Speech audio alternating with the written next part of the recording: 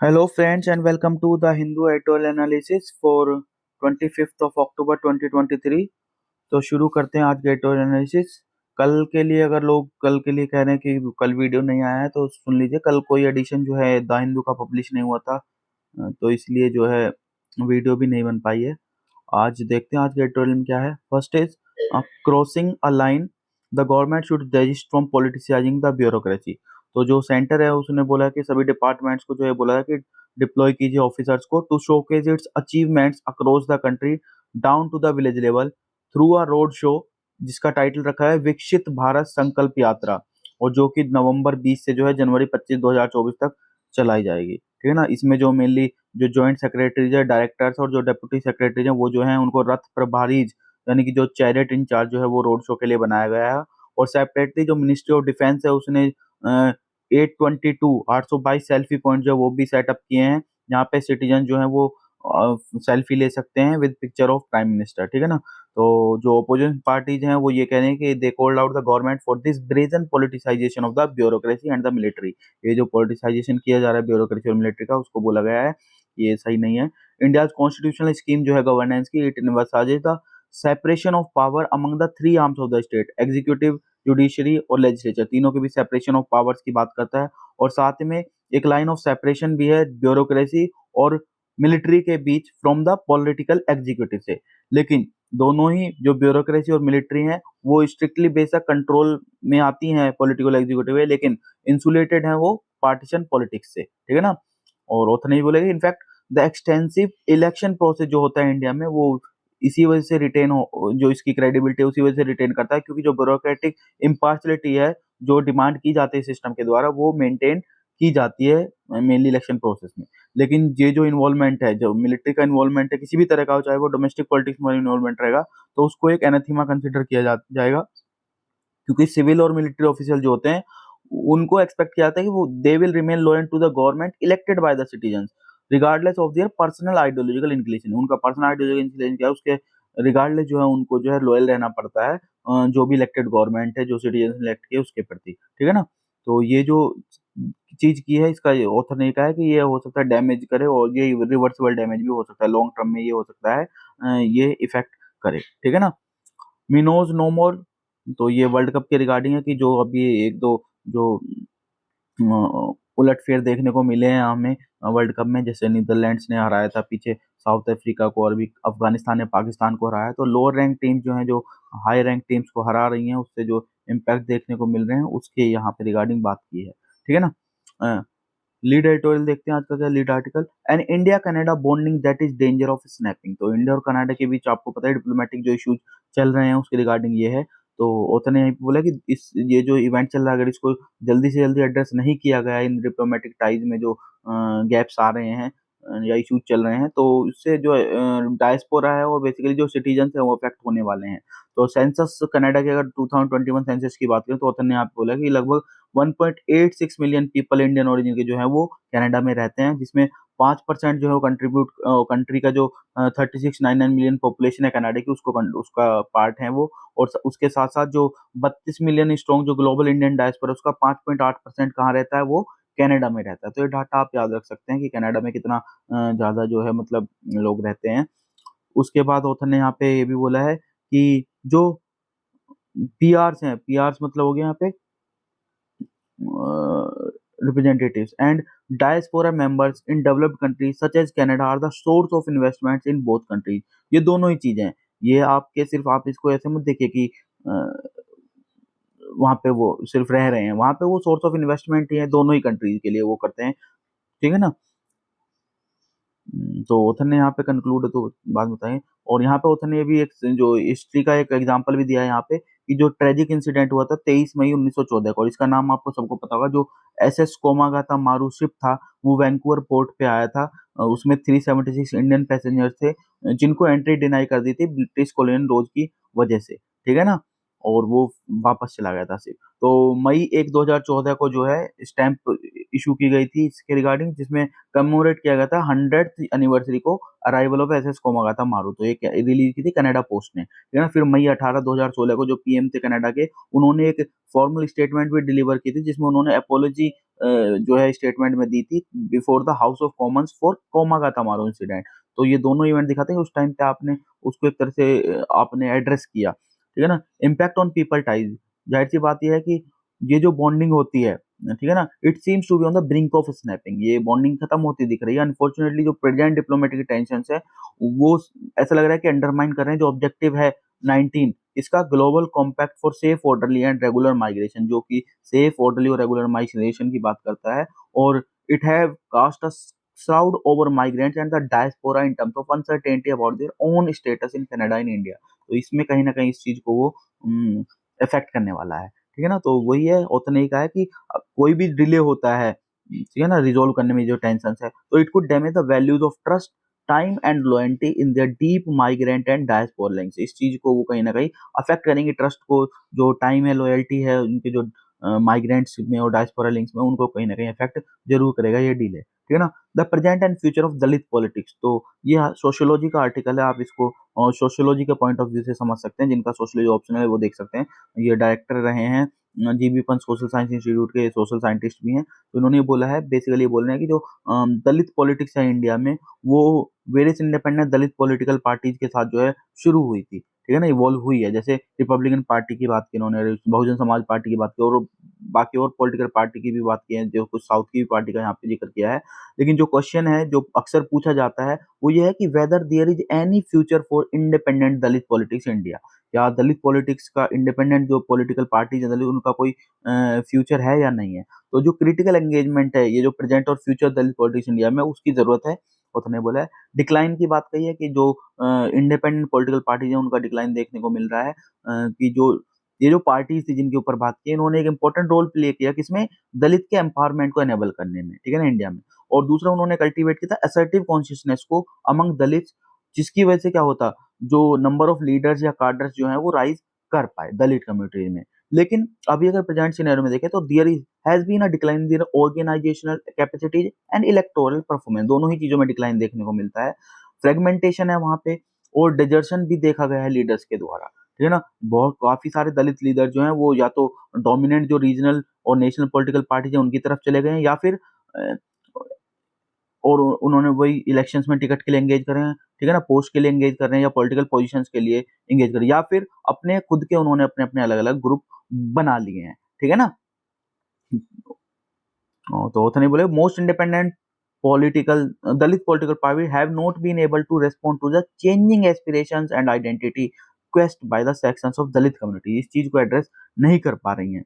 Affirmative action क्या है, ये जो डेवलपमेंट्स हुए हैं, जो हमने, जो इन पार्टीज ने या जो इन लीडर्स ने किए थे, वो ऑटोनोमस नहीं थे, लेकिन वो क्लोजली लिंक थे किससे, प्रोसेसुअल जो चेंज हुआ, जो प्रोसेस के अकॉर्डिंग जो चेंज हुआ है अमंग दलित कम्युनिटीज, किसकी वजह से, due to influence of democracy की वजह से बोल लीजिए, या स्टेट लेड जो अफर्मेटिव एक्शंस हैं, स्कीम्स हैं, या जो राइजिंग डेवलपमेंटल डिजायर्स एस्पिरेशंस है, उनकी वजह से मान लीजिए, जिसकी वजह से क्या हुआ है, जो सोशियो पॉलिटिकल प्रोफाइल है दलित कम्युनिटीज का वो चेंज हुआ है, बहुत रैपिडली चेंज हुआ है ओवर टाइम। जो पर्कुलेशन है एजुकेशन का, मान लीजिए अब ग्रास रूट लेवल पर आप देखें एजुकेशन अब पहुंचा है, जो डिसेमिनेशन था बेनिफिट्स का, ये अफर्मेटिव एक्शन है, जो स्कीम्स है, उनकी वजह से जो वो उनकी वजह से जो एक दलित की जो है वो ऐसी क्लास बन गई है जो एस्पायर करते हैं एक प्रॉपर प्रॉपर स्पेस चाहते हैं पॉलिटिक्स में, मतलब उनका एक प्रॉपर स्पेस अपना वो चाहते हैं। वो ग्रास रूट एजुकेशन मान लीजिए या अफर्मेटिव एक्शन की वजह से एक क्लास ऑफ दलित हो गई जो एस्पायर करते हैं, उनके एस्पिरेशंस हाई हुई हैं और वो प्रॉपर स्पेस चाहते हैं पॉलिटिक्स में। लेकिन वही जो इंडिपेंडेंट दलित पॉलिटिकल पार्टीज है उनमें उन्होंने बेशक कंट्रीब्यूट किया बहुत कुछ लीड करने में, ये जो राइज हुआ है इस सेक्शन का, जो मार्जिनलाइज कम्युनिटीज थी दलित की, इनको सेक्शन, ये जो सेक्शन जो एस्पिरेशंस आई उसको राइज करने में, लेकिन कहीं ना कहीं वो फेल हुई है in providing sufficient political space to such a politically aspirant section in Dalit community, लेकिन वो स्पेस प्रोवाइड नहीं कर पाई हैं, which is why there is a quest for political space in other political party. जाहिर सी बात है, इसीलिए दूसरी पॉलिटिकल पार्टीज में वो अपना स्पेस ढूंढते हैं। जो दलित कॉमन मासेज हैं वो फेस कर रहे हैं struggles and social welfare schemes launched by the major political party, यार एक की फैक्टर, जाहिर सी बात है वो अगर स्ट्रगल फेस कर रहे हैं तो जो मेजर पॉलिटिकल पार्टीज अगर वो कोई स्कीम्स, वेलफेयर स्कीम्स उनके लिए लॉन्च करते हैं तो वो उनके लिए की फैक्टर साबित होता ही है, वो उसकी तरफ बढ़े जाएंगी, ठीक है ना। नीड फॉर डेमोक्रेटिक फंक्शनिंग, तो किसकी जरूरत है? तो यहाँ पे ऑथर सजेस्ट ये करें कि there is a need they के रिकॉग्नाइज, जो मेनली जो दलित कम्युनिटी है वो रिकॉग्नाइज करें the need to weave a politics of identity with the economics of identity in their programmes and politics. ये जो पॉलिटिकल पार्टीज हैं ये इस चीज को इसमें लेके आए। इन पार्टीज को ये चाहिए कि इनको इंश्योर करना चाहिए there is democratic functioning within the party, party के अंदर भी डेमोक्रेटिक फंक्शनिंग हो, ताकि जो ग्रास रूट लीडर्स हैं उनको प्रॉपर पॉलिटिकल स्पेस उन्हीं दलित इंडिपेंडेंट पार्टीज में मिल सके, और वो रिस्ट्रेन करें एनी डायनेस्टिक टेंडेंसीज को भी that could be developing with in these party, जो इस इन पार्टीज में बेसिकली डेवलप होती है देखने को मिली है। तो डायनेस्टिक टेंडेंसी से भी वो दूर रहें, ताकि जो एस्पिरेशंस है उनकी वो एड्रेस हो सके। दलित मासेज और जो कार्डर्स हैं और जो लीडर्स हैं वो मूव कर सकते हैं and disperse now among various political parties and possibly create a multipolar Dalit politics और इंडिया। उनके लिए सजेशन है कि वो मल्टीपोलर एक दलित पॉलिटिक्स जो है इंडिया में वो डेवलप करें। तो ये सोशियोलॉजी का पॉइंट ऑफ व्यू से ये आर्टिकल था, इसको पॉलिटिकल आर्टिकल मत समझिए, ठीक है।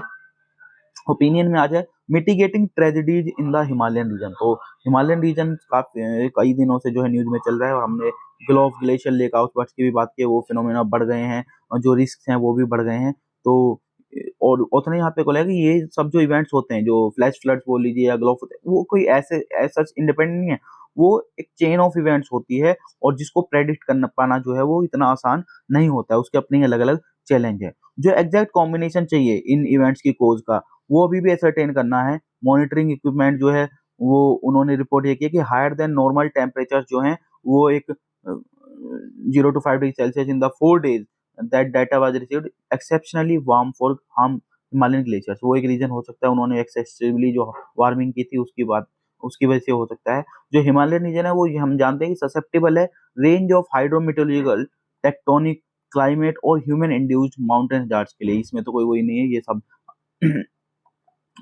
ससेप्टेबल हैं ही। और जाहिर सी बात है इन सारे जो भी हमने ये चीजें बताई, इन सबको अलग अलग जो है extensive set of monitoring, mitigation और अर्ली वार्निंग स्ट्रेटेजी की हमें जरूरत है, चाहे वो हाइड्रोमीटोलॉजिकल हो, टेक्टोनिक हो, क्लाइमेट हो या ह्यूमन इंड्यूस हजार्ड्स हो, ठीक है ना। जो एनॉर्मिटी ऑफ चैलेंज है वो इसमें देखी जाती है। जो एनआरएससी हमारा नेशनल रिमोट सेंसिंग सेंटर, उसका जो ग्लेशियल लेक एटलस उसने 2023 में जारी किया था, तो उसने बताया कि जो 3 मेजर मेजर रिवर बेसिन है, कौन कौन से, इंडस, गंगा और ब्रह्मपुत्र, वो लगभग 18,000 ग्लेशियल लेक्स उसमें प्रोड्यूस हैं, जो कि 25 हेक्टेयर्स एरिया में जो है वो ज्यादा है, और 5 कंट्रीज में ये टोटल जो ग्लेशियर लेक्स हैं वो फैली हुई हैं। इनमें से 27% जो है वो इंडिया में है, 6 स्टेट और यूनियन टेरिटरीज में पाई जाती हैं, ठीक है। तो ये एक डाटा है जो आप याद रखते हैं, प्री के लिए भी इंपॉर्टेंट है, कितनी उसमें स्टेट्स कवर्ड हैं हिमालयन रीजन के, ठीक है। फिर उन्होंने कहा कि जो मोस्ट सिग्निफिकेंट रिस्क है इन डिजास्टर्स का वो है डाउन स्ट्रीम वाले जो हिल कम्युनिटी है उनके लिए और अथॉरिटी के लिए, क्योंकि उनको बहुत कम टाइम मिलता है रिस्पॉन्ड करने के लिए। जाहिर सी बात है, जितना कम टाइम मिलेगा उतना ही मुश्किल से वो जो है एक्शन ले पाएंगे या सेफर प्लेसेस पे जा पाएंगे। तो comprehensive globe risk mitigation plan जो है वो फाइनल स्टेज में है अप्रूवल के, और इंक्लूड करेगा किसका, इंस्टॉलेशन का, मॉनिटरिंग और जो end to end early warning system है उनका, हाई जो भी हाई रिस्क पे ग्लेशियर लेक्स हैं उनके। लेकिन यहाँ पे जरूरत है कि इस जो एंडेवर है, ये जो प्लान है या ये जो कमिटमेंट है, उसमें ये जरूरत है कि जितनी भी गवर्नमेंट्स हैं और जो साइंटिफिक इंस्टीट्यूशंस हैं उनको एक साथ आना पड़ेगा, इंटीग्रेट करने पड़ेंगे रिसोर्सेज को और अपनी कैपेसिटीज को, ताकि जो डिजास्टर्स है उसको रिड्यूस किया जाए, जो डिजास्टर का बेसिकली रिस्क है उसको कम किया जा सके, ठीक है ना। तो उनका रोल रहेगा कि सबको साथ आना पड़ेगा। Losses from extreme events over 31 years worth $3.8 trillion. तो ये यहाँ पे डाटा कलेक्ट किया है, तो रिपोर्ट पेश की थी, फूड एंड एग्रीकल्चर ऑर्गेनाइजेशन की रिपोर्ट थी, the impact of disaster on agriculture and food security. तो इसने ये फाइंड किया है कि जो फ्रीक्वेंसी एक्सट्रीम डिजास्टर्स की वो जो है राइज हुई है सिग्निफिकेंटली ओवर पास्ट 50 ईयर्स, पिछले 50 साल में काफी ज्यादा हाई हुई है। 1970 में अगर आप देखें तो approximately 100 disaster events per year जो है रिकॉर्ड किए जाते हैं, लेकिन पिछले 20 सालों में अगर देखें तो ये जो नंबर है वो 400 इवेंट्स पर ईयर जो है ग्लोबली पहुंच गया है, एक्सट्रीम डिजास्टर इवेंट्स जो हैं। और अगर डाटा देखें आप, 88 जो पोस्ट डिजास्टर नीड्स असेसमेंट सर्वे किए गए हैं 2007 से 2022 के बीच 60 कंट्रीज में, उन्होंने इंडिकेट किया जो एग्रीकल्चरल लॉसेज हैं वो लगभग 23% जो है ओवरऑल इम्पैक्ट डिजास्टर्स का जो होता है ऑल सेक्टर्स में, वो 23% लॉस जो है वो एग्रीकल्चर में देखने को मिलता है। ये जो पोस्ट डिजास्टर्स नीड्स असेसमेंट सर्वे है, उन्होंने ये भी बताया कि मोर देन 65% लॉसेज जो है वो एट्रीब्यूट किसको है, वो ड्रोट अफेक्टेड जो ड्रोट ने जो इफेक्ट किया एग्रीकल्चर सेक्टर को उस पे, और जो फ्लड्स हैं, स्टॉर्म्स और साइक्लोन्स हैं, वोल्केनिक एक्टिविटीज है, उन्होंने लगभग रफली 20% कंट्रीब्यूट, तो सबसे ज्यादा इफेक्ट इनमें भी ड्रोट का है 65% का, ठीक है ना। तो साथ में टोटल लॉस अगर हम बात करें एक्सट्रीम इवेंट से ओवर द पास्ट 31 ईयर्स, वो लगभग 3.8 ट्रिलियन डॉलर है। अगर एवरेज पर ईयर देखें तो लगभग 123 बिलियन डॉलर पर ईयर का जो है ग्लोबल लॉस वो एक्सट्रीम इवेंट्स की वजह से हुआ है। लॉसेज अगर आप देखें ये मेजर क्रॉप्स या लाइव स्टॉक प्रोडक्ट्स के ग्रुप्स के अगेंस्ट भी, तो वो भी उसमें भी इंक्रीजिंग ट्रेंड देखने को मिलता है, रिपोर्ट में फाइंड किया है। रीजन वाइज देखें तो एशिया जो है वो लार्जेस्ट शेयर है उसका इकोनॉमिक लॉस में, 45% आप देख सकते हैं। अफ्रीका, यूरोप और अमेरिका जो है उन्होंने भी सिमिलर ऑर्डर्स के मैग्नीट्यूड के दिखाए हैं, और ओशियनी जो है रीजन उसने लोएस्ट जो है टोटल लॉस उसमें देखा गया है, ठीक है ना। अगर आप losses relative to agriculture value करें, वैसे तो ये है कि क्योंकि एब्सोल्यूट टर्म्स में जाहिर सी बात है हाई इनकम कंट्री है तो वहाँ पे लॉस भी ज्यादा होगा, लोअर मिडिल इनकम कंट्रीज में फिर अपर मिडिल इनकम कंट्रीज में होगा, उसके बाद high risk low income countries में, क्योंकि इनकम लो है तो वहाँ पे एब्सोल्यूट टर्म्स में जो है लोअर रिस्क जो है वो है, मतलब अमाउंट जो लॉस है वो है। लेकिन अगर आप रिलेटिव टर्म्स में देखें कि losses relative to agricultural value added, उस कंडीशन में लो इनकम कंट्रीज जो है उन्होंने सबसे ज्यादा लॉस जो है वो सफर किया है, और मोर देन डबल है अपर मिडिल इनकम कंट्रीज के मुकाबले, ठीक है ना। तो ये यहाँ पे डाटा पॉइंट में आज का डाटा था। आगे देखते हैं how Olympic cities are selected. तो इंडिया ने क्लेम किया था 2036 के ओलंपिक एडिशन के लिए कि वो होस्ट करना चाहते हैं, तो यहीं पे उसने बताया कि किस तरीके से वो बेसिकली दिए जाते हैं। तो इनिशियली जो प्रोसेस होता था, इनिशियली एक वो अप्लाई करते थे आईओसी, अपनी जो उनकी जो Olympic committee, national Olympic committee, उसके थ्रू फिर उसको जो आईओसी को भेजा जाता था, वहाँ पे वो multi year multi step evaluation process करते थे। लेकिन जब से जो नए चेयरमैन आए थॉमस बाच, उन्होंने जब से लिया तो एक नई स्कीम जो है उनको बोली गई, न्यू नॉर्म उसको बोलते हैं हम, जिसमें जो है 2019 के आईओसी सेशन में भी जो है वो उसको अडॉप्ट किया, यूज किया गया था। तो नई अप्रोच है क्या बेसिकली, तो जो नया प्रोसेस है ये प्लेस करता है एम्फेसिस तीन मेन एस्पेक्ट्स पे करता है। पहले फ्लेक्सिबिलिटी, दूसरा सस्टेनेबिलिटी, और तीसरा है कॉस्ट इफेक्टिवनेस।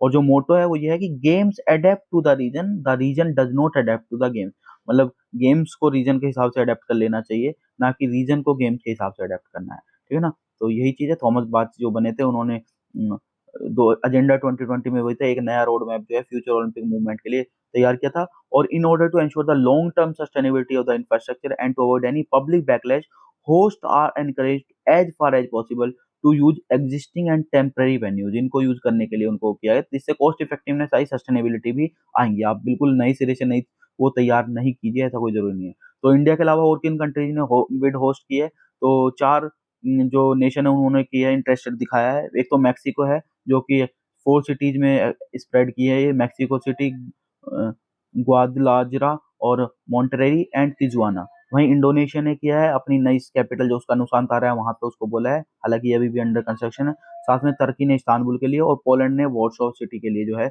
बिड जो है वो पेश की है, ठीक है ना। देखते हैं क्या होता है। Understanding the components of A SIM card, it's functioning and working. तो बेसिकली जो ई सिम कार्ड्स की न्यूज चल रही है उसके कॉन्टेक्स्ट में ये आया है। तो ओवर द ईयर्स हम सिम कार्ड को जानते हैं, सिम कार्ड का साइज छोटा होता जा रहा है, मिनी सिम आई, उसके बाद माइक्रो सिम्स पे चला गया, फिर नैनो सिम्स पे चलेगा, और जो लेटेस्ट आया इसमें वो आया ई सिम। ई सिम क्या है, स्पेसिफिकेशन जो डिफाइंड किए इसकी किए global system for mobile communication, GSM association इसको बेसिकली क्या कहते हैं। तो सिम कार्ड होता क्या है बेसिकली, तो डेफिनेशन में आप याद रखें सिम कार्ड क्या होता है, प्री में कई बार पूछता है डेफिनेशन। तो सिम स्टैंड करता है सब्सक्राइबर आइडेंटिफिकेशन मॉड्यूल के लिए, और ये एक इंटीग्रेटेड सर्टिफिकेट होता है जिसको हम आईसी बोलते हैं या माइक्रोचिप कह लीजिए, जो आइडेंटिफाई करता है सब्सक्राइबर को किसी गिवन नेटवर्क पे, ठीक है ना। तो सिम बेसिकली क्या करता है, आइडेंटिफाई करता है सब्सक्राइबर को किसी नेटवर्क के ऊपर, ठीक है ना। ई सिम कार्ड के बारे में समझते हैं। तो ई सिम कार्ड का बेसिकली ये है कि ई सिम कार्ड होने चाहिए कि जो यूजर्स हैं they don't have to bother with physically replacing their SIM cards when they join और स्विच टू नेटवर्क। जब भी वो नेटवर्क को स्विच करेंगे, ज्वाइन करें, तो उनको फिजिकली रिप्लेस करने की जरूरत नहीं है, फिजिकली सिम डालने की जरूरत नहीं है। जो नेटवर्क ऑपरेटर है वो सिंपली रीप्रोग्राम कर देगा ई सिम को, जो कि रिमोटली भी डन किया जाए, मतलब आपको विजिट करने की जरूरत नहीं है, वो अपने आप बैठे भी, दूर से बैठ के भी कर सकते हैं कहीं से, ठीक है ना। ई सिम के दो एडवांटेज बताएं यहाँ पे। पहला यह है कि it is considered to be environmentally friendly बताया जा रहा है फिजिकल सिम के मुकाबले, क्योंकि इसकी अगर आप रीप्रोग्रामेबिलिटी कर सकते हैं तो यानी कि आपको प्लास्टिक या मेटल की कोई जरूरत नहीं होगी नई सिम कार्ड बनाने के लिए। तो पहला एडवांटेज ये बताया। जो दूसरा एडवांटेज बताया वो ये होता है कि कोई भी मलिशियस पर्सन जो है वो एक्सेस नहीं अगर एक्सेस करना चाहेगा आपके फ़ोन के अंदर, तो they won't be able to separately access the SIM application nor be able to duplicate it. तो ना तो वो उसको डुप्लीकेट कर पाएँगे सिम कार्ड को, ना वो सेपरेटली जो है एक्सेस कर पाएँगे सिम के एप्लीकेशन को, ठीक है ना? तो दूसरा एडवांटेज ये है। वहीं साथ-साथ 2 डिसएडवांटेज भी होता है। पहला ये कि कुछ कंट्रीज़ में जो जैसे कि यूएस इंक्लूड किया है इसको कि ई-सिम जो है वो सब्सक्राइबर के द्वारा खुद से ही प्रोग्राम किए जा सकते हैं। लेकिन वही है कि लिटरेसी भी है, डिजिटल लिटरेसी इतनी नहीं है, तो एल्डरली हैं, उनको दिक्कत हो सकती है। तो इस चीज़ में ये प्रोसेस जो है वो डिफ़िकल्ट हो सकता है, ये एक डिसएडवांटेज है।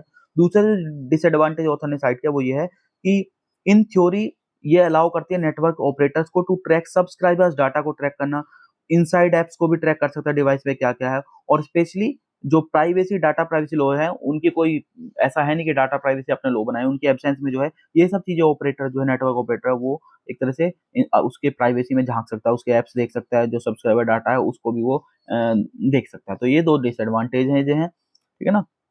आगे देखते हैं, साइंस में एक और आर्टिकल आया हाँ, साइंस में देखते हैं।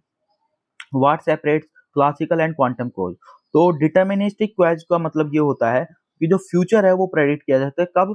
Only if the present is known to a great degree of accuracy. अगर आप प्रेजेंट को एक्यूरेट डिग्री जितने ज्यादा एक्यूरेट डिग्री तक आप प्रेजेंट को जानेंगे उतने ज्यादा तक आप प्रेडिक्ट करने के चांसेस हैं आपको फ्यूचर को। चाहे जैसे एग्जांपल में आप वेदर इवेंट्स को देख सकते हैं। This is what butterfly effect stands for. इसको को क्या बोलते हैं हम? बटरफ्लाई इफेक्ट इसको बोलते हैं कि दैट सम इस system is highly sensitive to its starting conditions कि कुछ सिस्टम जो होते हैं वो जब उसकी शुरुआत होती है उसके स्टार्टिंग कंडीशंस पे वो डिपेंड करते हैं उनकी sensitivity. Even a small change in these condition और स्मॉल जो इनिशियल कंडीशंस उनमें अगर छोटा सा भी चेंज होगा तो it can produce very large changes in the way the system evolves. System के इवोल्यूशन में जो अल्टीमेट फाइनल आउटकम होने वाला है उस पर बहुत ज्यादा इफेक्ट पड़ सकता है। तो जिसमें उन्होंने बताया कि काओटिक सिस्टम क्या होता है, it is very sensitive to its initial conditions and the dynamics thereof. यही चीज है कि काओटिक सिस्टम कोई भी वो होता है जो इनिशियल कंडीशंस पे बहुत ज्यादा सेंसिटिव होता है, जिसकी वजह से क्या होगा, it can seem to behave randomly rather than in a regular manner. तो जाहिर सी बात है ज्यादा रैंडमली बिहेव करेगा, रेगुलर मैनर और बिहेव नहीं कर सकता क्योंकि ज्यादा सेंसिटिव। अगर स्मॉल से स्मॉल मिनिस्क्यूल चेंज भी आता है तो उस पर इफेक्ट पड़ सकता है। तो scientist can approach the inherent uncertainty of physical systems using quantum theory. तो क्वांटम थ्योरी का यूज करके जो अनसर्टेनिटी है उन पे अप्रोच किया जा सकता है। Quantum mechanics can be applied to study everything from the microscopic to the macroscopic domains, but its implications are the most dramatic in the subatomic domain। तो ये उसका यूज बताया है मेनली कि उसको कैसे अप्लाई किया जाता है माइक्रोस्कोपिक में भी, मैक्रोस्कोपिक डोमेन में, लेकिन जो इसके सब एटॉमिक डोमेन में है वो काफी ज्यादा ड्रामेटिक हो सकता है, ठीक है ना। क्वांटम कैओस क्या है? एक नया एरिया है research rich in conceptual experimental and computational challenges. इसकी ये डेफिनेशन है, आप इसको समझिए कंप्यूटर एक नया एरिया है रिसर्च का जो कि कंसेप्ट में, एक्सपेरिमेंटल में, कंप्यूटेशनल चैलेंज में काफी रिच है। It has gained a significant amount of interest for its implications in the fields like thermalization and transport, quantum information and the quantum mechanics of a black hole। तो ये सब इसके applications है जहाँ पे इनका यूज जो है वो होता है, इसी वजह से इसका इंपॉर्टेंस भी है। जो मैथमेटिक्स है क्या है उसकी, वो हाईली डाइवर्स होती है और ये basically it incorporate the study of systems such as flow of fluids, irregularities in the heartbeat and patterns in the amplitude of sound transmission। ये सारे इसके स्टडी सिस्टम्स इसमें ये आता है। इन सब चीज़ों को देखने में इसका जो है वो यूज़ बेसिकली आप कर सकते हैं। तो this is it regarding today discussion. Hope आपको ये डिस्कशन समझ आया होगा। कुछ टेक्निकल टर्म्स होती हैं जिनको एज सच ही बताना पड़ता है, तो उनको ज़्यादा अच्छे से लूसिड वे में अंडरस्टैंड करना भी कई बार डिफिकल्ट हो जाता है। जैसे कुछ आर्टिकल्स इसी तरह के होते हैं, साइंस के होंगे तो आपको साइंटिफिक टर्म्स पता होनी चाहिए, तो इस चीज़ का ध्यान रखिएगा, ठीक है। So thank you.